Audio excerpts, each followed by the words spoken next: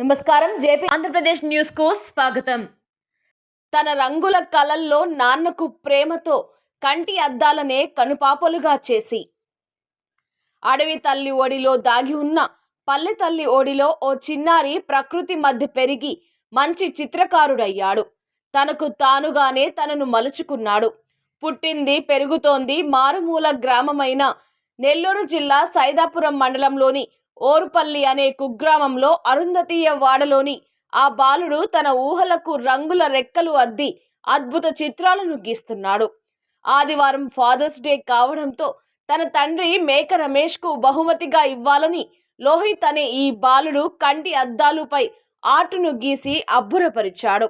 తల్లి బిడ్డను ఒడిలో ఉంచుకొని నిద్రపుచ్చుతున్నట్లు ఒక అద్దంపై, తల్లి బిడ్డను తండ్రి అల్లిన తట్టలో మోస్తున్న చిత్రాన్ని అద్దంపై వేసి తన ప్రతిభను చాటుకున్నాడు.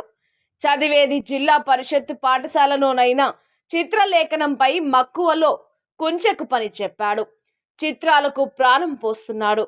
ఎవరో చెబితే వేసే చిత్రలేఖనం వేరు, తనకు తానుగా తన ఊహలకు కలలకు రంగులద్ది చిత్రాలకు ప్రాణం పోస్తున్నాడు. కళాకారులను ప్రోత్సహిస్తే ముందు ముందు ఎన్నో కళలను అలవోకగా వేస్తూ మంచి ప్రతిభను సమాజంకు అందిస్తాడు ఈ మేక లోహిత్.